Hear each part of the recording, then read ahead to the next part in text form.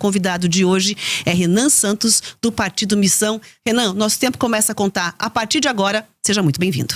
Muito obrigado, uma grande oportunidade de estar aqui com vocês, uma honra também, e tô aberto aqui a qualquer tipo de pergunta. Vamos começar falando, obviamente, sobre as suas pretensões enquanto presidente da República, né? Por exemplo, qual seria a primeira medida que você tomaria caso estivesse aí à frente da presidência? Vamos lá, no dia 5 de janeiro de 2027, dia que agora o presidente toma posse no Brasil, graças a Deus, porque antes era de 1º de janeiro, não havia nenhuma autoridade internacional porque estava tudo no Réveillon. Dia 5 de janeiro, o presidente tem que colocar, e é isso que eu farei nesse dia, o Brasil, especialmente nas áreas que estão hoje dominadas pelo crime organizado, em estado de defesa. E o que eu chamo de estado de defesa? É um estado especial proposto pela Constituição brasileira que permite não só ao presidente da República, mas as forças de segurança atuarem de maneira mais enfática no combate ao crime. Por quê? Porque uma das coisas que eu venho falando em todas as viagens pelo Brasil é que a gente precisa retomar as áreas que hoje estão na mão do crime organizado e devolver para o Estado brasileiro. Ou seja, 23 milhões de brasileiros, de acordo com pesquisas e já saiu na imprensa também, vivem sob o comando do crime. E nós precisamos libertá-los. Hoje, sem o estado de defesa, a polícia, por exemplo, não pode entrar numa casa ou num comércio sem um mandado durante uma operação policial. E é lá justamente que se escondem os bandidos, especialmente as lideranças do tráfico. A gente precisa poder entrar, precisa capturar eles e desmontar o aparato do crime. Essa operação também não ficaria só circunscrita a bairros e favelas. A gente atuaria no Porto de Santos, inclusive há suspeitas do Porto de Paranaguá de atuação do PCC, um porto que fica aqui no Paraná. Porto de Pecém, por exemplo, lá no Ceará, ele está sendo alvo de uma tentativa de tomada agora do Comando Vermelho. Então, colocar áreas especiais dentro de um estado de defesa é a primeira ação para a gente retomar o território brasileiro.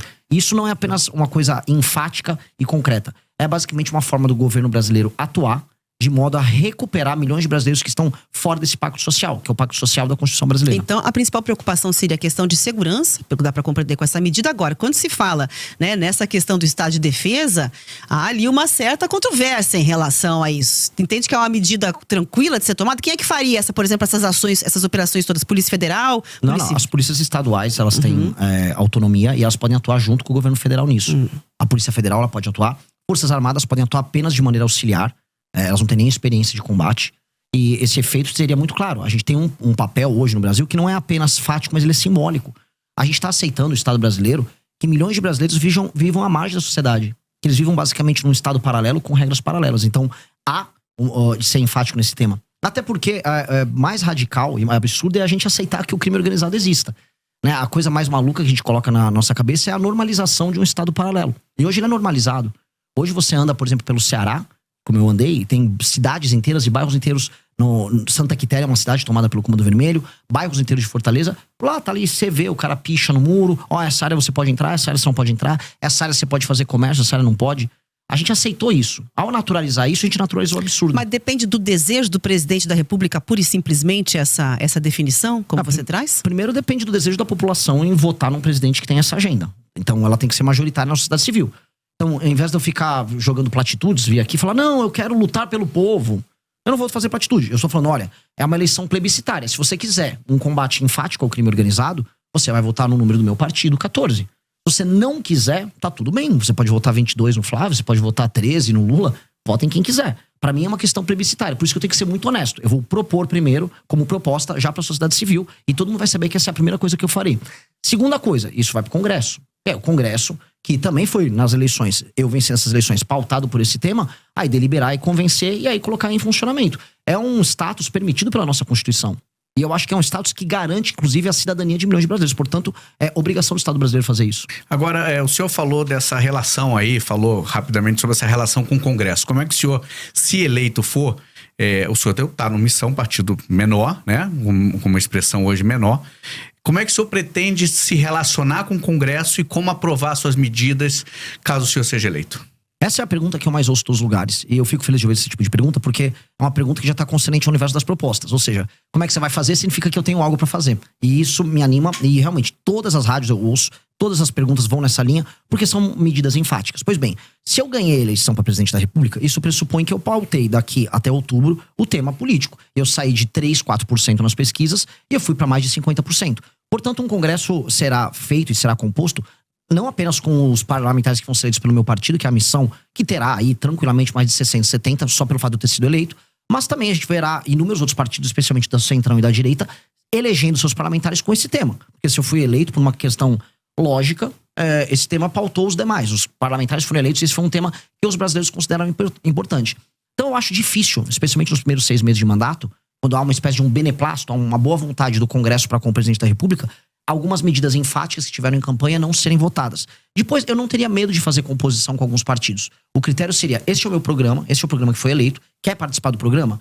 Deputado do Ceará, ou bancada do Ceará, vocês querem participar comigo da retomada do território do Ceará? Querem usufruir do lucro político, não lucro financeiro dessa operação?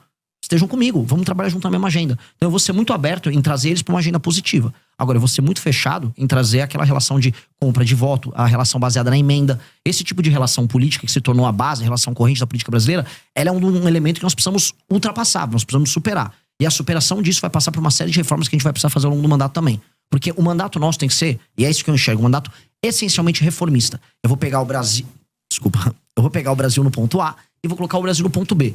E esse ponto B significa um Brasil que não tem mais crime organizado, que as leis penais, leis de processo penal vão se alterar, que a questão fiscal, ou seja, a questão econômica, reformas que mexam na forma como o governo gasta o dinheiro dele, que termina cobrando imposto caro das pessoas, seja resolvida, numa relação justa do Pacto Federativo, ou seja, vocês aqui no Paraná pagam imposto demais, mandam dinheiro demais pro governo, mas recebem de menos. Enquanto tem prefeito no Piauí não fazendo nada com esse dinheiro que eles recebem.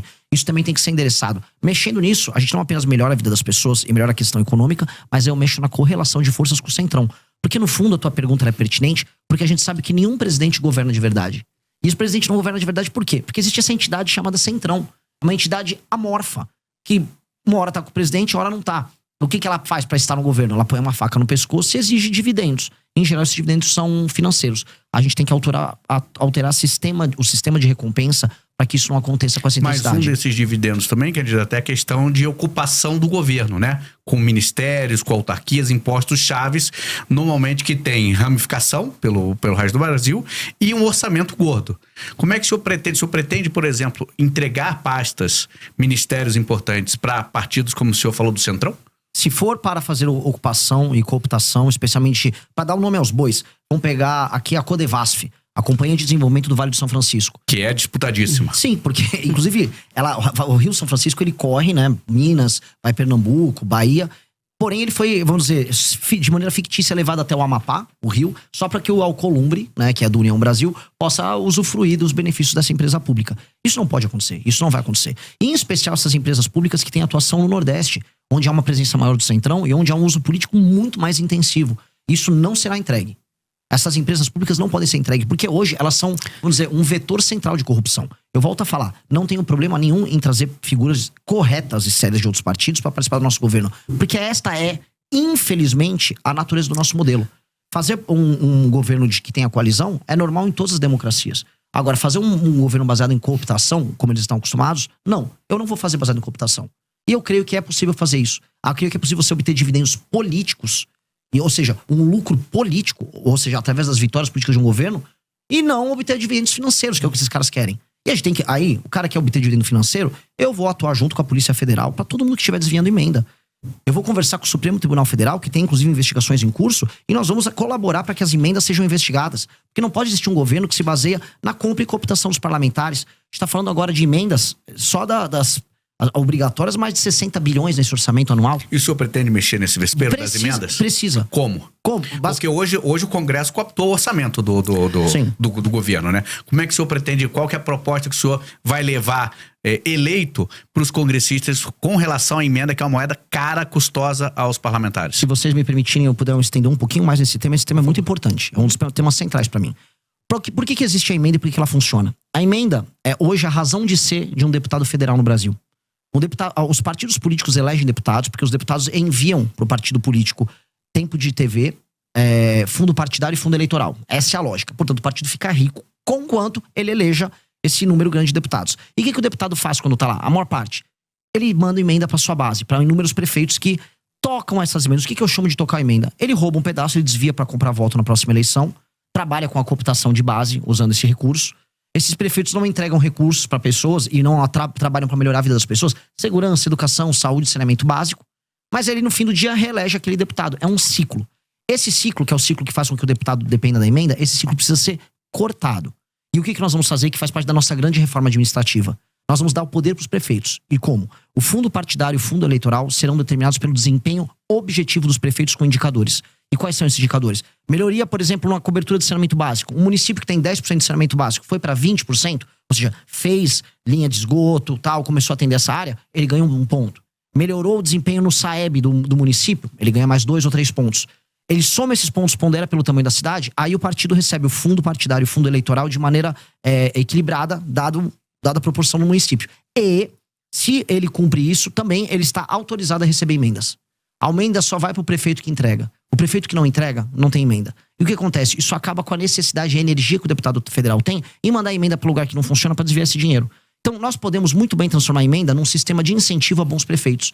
E aí eu empodero o prefeito, que é quem precisa ser empoderado, e eu tiro o poder do deputado nesse sentido. E aqui você tem uma tensão, essa tensão já existe. A frente dos prefeitos e a turma dos deputados vivem em conflito. E aí eu empodero o poder executivo, que é quem entrega as coisas para as pessoas nos municípios, e eu tiro esse jogo absurdo que tem na mão dos deputados federais, que é um problema. E hoje ainda mais um elemento. O STF está indo para cima das lideranças partidárias que estão usando a emenda do orçamento secreto para comprar voto, para fazer desvio, estão ficando multimilionários. Há uma tensão ali, e essa tensão faz com que as principais lideranças do Centrão hoje estejam com muito medo. Eu vou pegar um governo em que esses caras vão estar com medo. Então aí é o momento da gente negociar. É o momento de baixa deles. Eu já ia perguntar 2 questões sobre isso para entrar na conversa. Primeiro, como é que vai combinar com os russos? Como é que vai combinar aí para não ter, né, digamos assim, uma devolutiva? A gente já viu como é que fica a questão de um governo que não tem viabilidade dentro do Congresso para gerir. E segundo, toda a emenda parlamentar é ruim? Nem toda emenda parlamentar é ruim. A emenda que é obrigatória e que ela é cumprida de maneira transparente, ela pode entregar um papel. Agora, a emenda do orçamento secreto, ela é ruim. A emenda do orçamento secreto, assim, nada que precisa necessariamente ser secreto vai ser bom. Tanto que as entregas do orçamento secreto são sempre meio secretas também. O cara nunca divulga exatamente. E aí você vai procurar, você encontra empresas de familiares de parlamentares, empresas de familiares dos prefeitos. Empresas fantasmas. E empresas fantasmas de toda sorte. Mas não há um risco, por exemplo, dessa questão da governabilidade, o Congresso dar uma resposta em relação a isso? Porque até agora não mostraram interesse nenhum, tanto na transparência quanto na questão de abrir mão dessas emendas. Ao contrário, só aumentam. Mas aí você vai precisar de um presidente da República que não tenha rabo preso com ninguém, que tenha força e capital político, e que vai gastar o seu capital político fazendo essa medida, que é uma medida não de governo, é uma medida de Estado. Essa é uma medida que altera o Brasil. Eu vou te dar um exemplo simples. Houve um presidente da República que já atendeu, vamos dizer, que já atacou o interesse do Centrão uma vez, de uma maneira muito clara, que colocava prefeito do Centrão na cadeia. Foi o Fernando Henrique Cardoso passando a lei de responsabilidade fiscal. Ora, o Fernando Henrique Cardoso conseguiu isso nos anos 90. Nós podemos conseguir isso também. Ou seja, se eu ganho a eleição presidencial e eu vou pra cima do enfrentamento ao crime organizado, a gente pode ver que tanto que o Bukele, o próprio Milei teve um pouco desse efeito, você ganha popularidade, você ganha capital político. A questão é, o que o presidente da República faz com o capital político que ele acumula? Alguns ficam, não, vou manter o tempo todo, que eu tenho que pensar na próxima eleição de prefeito.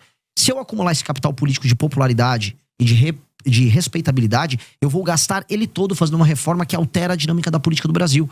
Porque isso vai impactar na qualidade das prefeituras, para a vida das pessoas nas cidades serem melhores, e vai mexer no sistema político para que o Centrão perca parte desse poder. Isso precisa ser feito. E eu vou ter apoio de inúmeros partidos. Veja, mesmo alguns partidos do Centrão vão preferir o meu modelo. Nem todo mundo no Centrão quer operar com esse modelo.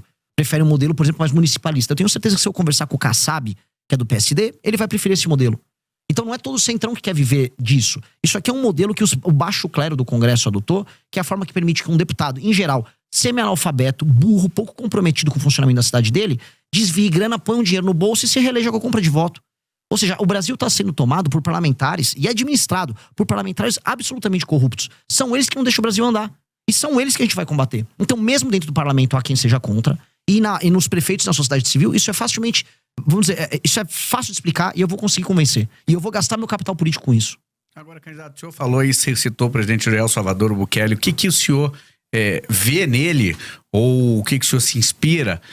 Qual que seria a sua proposta para a segurança fazendo esse paralelo com El Salvador que o senhor citou? O que eu gosto muito dele foi o fato de ele ter sido muito enfático no enfrentamento ao crime organizado e ter entendido que território de uma nação é o território de uma nação. Não existe espaço paralelo, não existe território paralelo.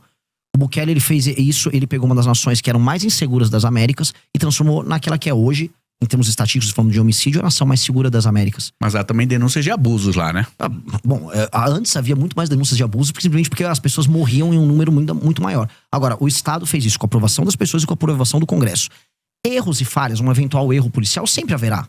A polícia não é perfeita, assim como políticos não são perfeitos e seres humanos não são perfeitos. Seria um efeito colateral? A questão é se você já vive ou é efeito colateral, que viver na mão do crime. Se isso diminuiu e as pessoas perceberam que diminuiu, a uma vantagem objetiva. A gente tem que ser utilitarista aqui. A gente não vive num mundo perfeito. Mas na prática, o senhor faria o quê? É isso Na que eu prática, queria saber, qual é a proposta? Eu citei pra você já no começo da entrevista. Sim. Pra destruição do crime organizado, 30 dias, eu vou colocar o Brasil, as regiões tomadas pelo crime organizado. Isso inclui desde portos, áreas de fronteira, A longo prazo. favelas. A longo prazo, já no curto prazo também. A gente tem que passar alterações nas leis penais, aumentando as penas, de maneira muito objetiva. E nas leis de execução penal, a gente tem que acabar com artifícios como a progressão, a saidinha, para que a pessoa cumpra a pena dela. Porque o que a gente precisa fazer é alterar o sistema de incentivos que nós temos para que o bandido continue cometendo crime. O que está demonstrado? É quase aquele princípio Pareto. Poucos bandidos cometem a maior parte dos crimes. Eles são sempre reincidentes. A gente tem que combater a reincidência. Então, se a gente aumenta a pena muito e evita a progressão, aquela pessoa que comete um crime, ela na prática ela vai ficar mais tempo na cadeia e ela, antes de tudo, vai ter medo de cometer esse crime para não passar a vida inteira dela lá.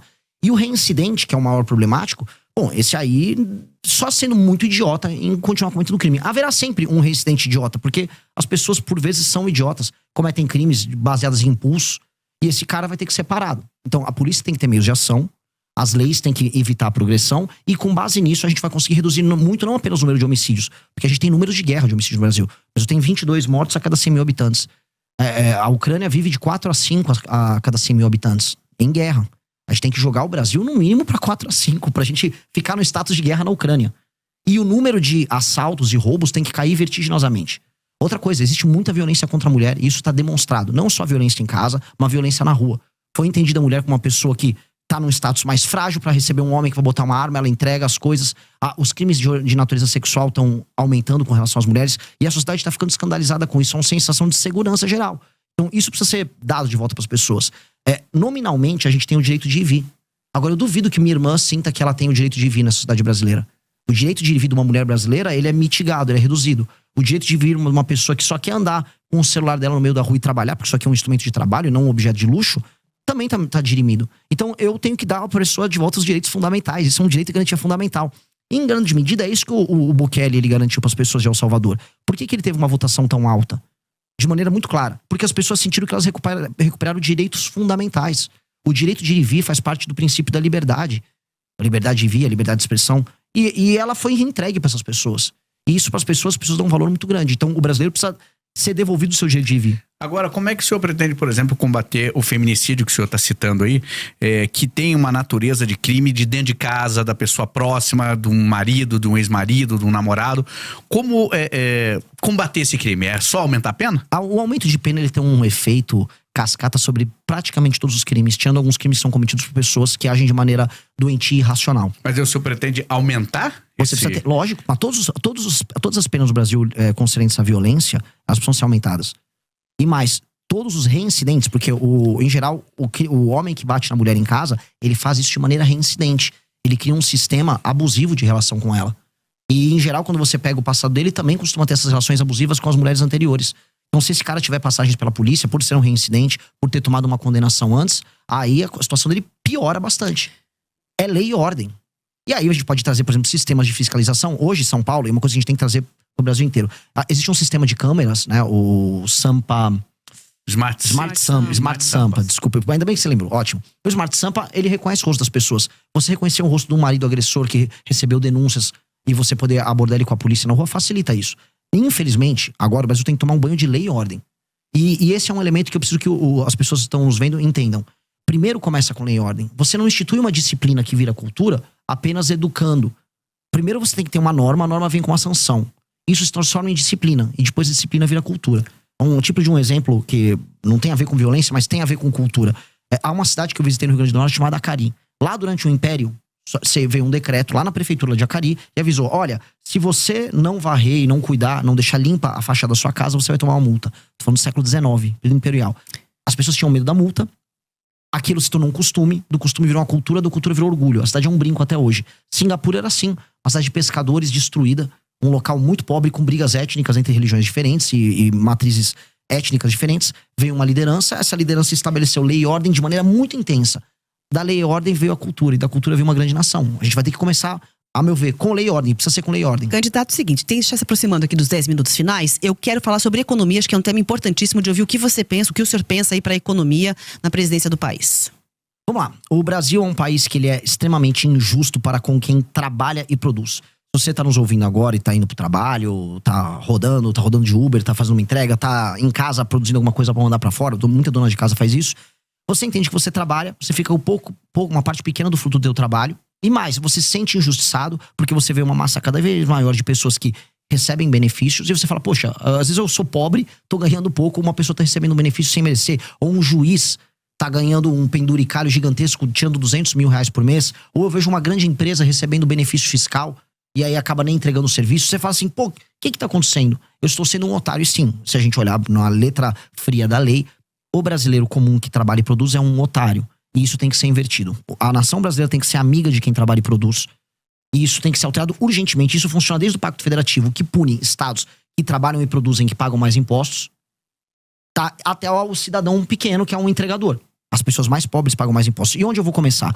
Eu e o nosso deputado federal do Partido Missão, Kim Kataguiri, a gente já protocolou uma PEC que faz a grande reforma fiscal brasileira, que mexe desde renúncias fiscais fraudulentas que existem no Brasil, até super salários, até penduricalhos do judiciário, até aposentadorias exageradas de militares e membros também do judiciário, mexe também em emendas parlamentares, ou seja, ela vai mexer em inúmeros temas, inclua aí, até peço, inclusive eu faço um desafio para os próximos pré-candidatos, porque eu falo aqui, tem que ter uma outra reforma da Previdência, haverá e vai precisar ser feito, a nossa já inclui, e eu quero ver os outros falarem, porque se não falar e ficar escondendo na campanha de desonestidade, também deixo esse desafio, porque não vai poder continuar mantendo o BPC, que é o benefício de prestação continuada, da forma como tá, crescendo como tá, vai estourar as contas públicas, a gente vai precisar normatizar isso, existem muitas fraudes envolvendo isso, e com isso eu preciso achar 200 a 300 bilhões de corte de gasto no orçamento.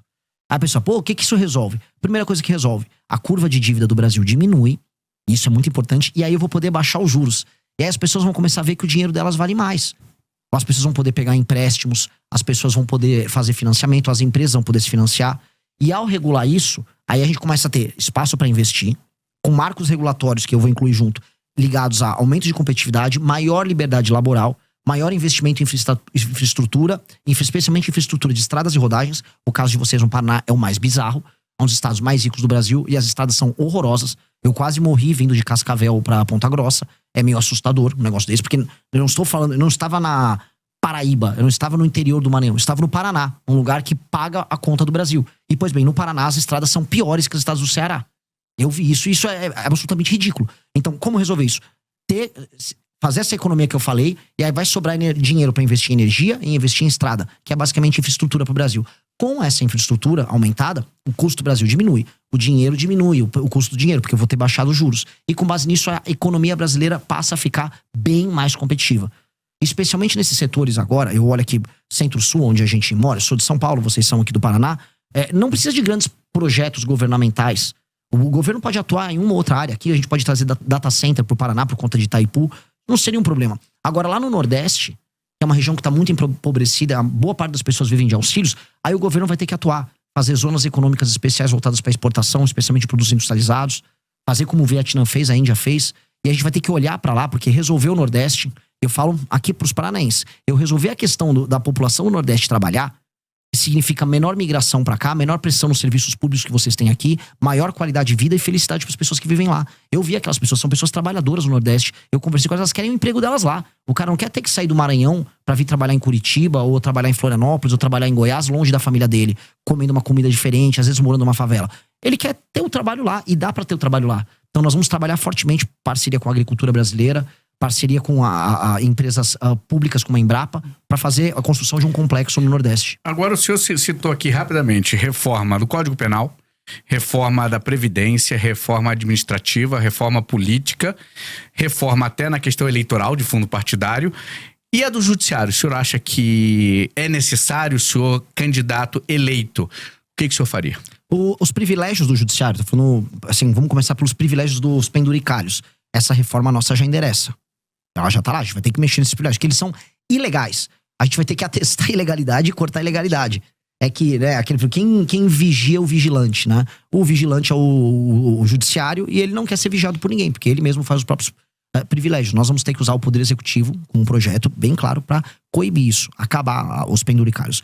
Agora, quando eu vou falar de outro tipo de abuso, o abuso do STF, do Supremo Tribunal Federal, aí eu preciso ser muito claro. A gente vai precisar tomar medidas que alterem a dinâmica atual. Por exemplo, a gente tem que acabar com essa farra das decisões monocráticas. 83% das decisões são monocráticas. Outra farra que tem que acabar é a farra dos escritórios de advocacia ligados a ministro do Supremo. Mas isso não vai competir, por exemplo, não vai ficar, desculpa, até a competência do Congresso? Vai ser feito pela presidência? Mas o presidente, junto com a sua bancada, podem fazer isso. O governo federal pode atuar junto com o Congresso para projetos que podem ser de iniciativa tanto do Congresso quanto da presidência da República. E aí, o presidente da República tem que botar sua força política nesse projeto. Sua força de convencimento. Outra força de convencimento que ele precisa ter. Nós precisamos ter um foro, o tal do foro privilegiado que hoje é o STF, deixou de ser uma ferramenta da democracia. Pra galera entender, ele foi desenhado lá no final da ditadura, pro começo da redemocratização, como um instrumento que protegeria os deputados de uma perseguição que eles poderiam ter de juízes nos seus estados. Dá até pra entender a necessidade do foro especial. Só que hoje ele é um instrumento que o STF tem o Senado, que é justamente quem pode fiscalizá-lo, na mão. Então a gente vai fazer diferente. Vamos criar um foro especial, um foro pequeno, sem contratar ninguém. Você seleciona via sorteio desembargadores, randomicamente dos estados, eles ficam 2 meses no mandato, e eles julgam as ações oriundas do mandato dos parlamentares. Rotativo, e um magistrado não pode julgar um parlamentar do seu próprio estado. Simples, retira do STF essa prerrogativa. Também a gente tem que fazer uma coisa no STF que é um absurdo. A gente tem que inserir uma coisa que tem nos Estados Unidos, que é o filtro de acesso. Ou seja, hoje todo mundo pode entrar com uma ação, uma DIN lá no STF, todo partido político, sindicatos, associações com presença nacional. Isso tem que ser cortado. Só ações de natureza constitucional podem parar lá e ser aceitas lá. Hoje no Brasil, o STF toca 8 mil ações, enquanto a Suprema Corte Americana só 50. Isso tem que ser alterado. A gente está chegando ao fim da entrevista, mas preciso perguntar da composição do seu ministério e se haverá redução. De forma bastante breve, já tem nomes para os ministérios. Faria que tipo de reforma falando, então, na questão ministerial? Haverá redução de ministérios, especialmente porque hoje o ministério é um instrumento de cooptação e de proteção jurídica. Você ganha, vamos dizer, foro especial sendo o ministro da República. Haverá redução. Mas isso não é, eu preciso falar, isso na maior parte dos casos é uma medida que tomam pra fazer marketing. Tipo, olha, reduzir, veja como tô economizando. Você não tá economizando muita coisa, mas você sinaliza que você vai ter uma administração mais racional. Uma coisa que eu vou fazer, que economiza bastante em termos de máquina pública, é inserir machine learning e inteligência artificial em boa parte do serviço público, especialmente na parte da saúde, instituindo o prontuário único. São medidas que racionalizam o gasto e melhoram muito a eficiência. Então isso vai ter um efeito muito legal, muito positivo. E aí, falando em termos de corte de gasto, para trazer um tema até jogar de provocação para os demais pré-candidatos, especialmente os da direita, quero saber quais são as empresas que eles vão privatizar. A gente está falando de maneira clara, os Correios precisam ser privatizados, tá? E empresas públicas que não apenas são deficitárias, mas que não apresentam resultado prático para o Brasil, nenhum ganho para o Brasil, elas precisam ser privatizadas ou encerradas, porque hoje elas viraram instrumentos de cooptação. O senhor, pelo que eu entendi, deu aqui umas estocadas na esquerda, na direita, mas o senhor, para chegar à presidência, possivelmente vai ter que passar por um segundo turno. Aceita apoio de quem vier, da esquerda, da direita? Rejeita algum? Como é que vai ser seu posicionamento? Eu rejeito apoio de pessoas que sejam corruptas, até porque hoje no Brasil a coisa mais comum é você receber apoio. Mas a gente tem corrupção dos dois lados. Não, mas eu não estou fazendo distinção de lado. Até porque os escândalos de corrupção no Brasil, especialmente do Master, não tem lado. Tá todo mundo pois ali. É. Por isso que eu tô muito tranquilo. Eu não tenho nada a ver com isso. E hoje a coisa mais comum é você nem precisar pedir apoio.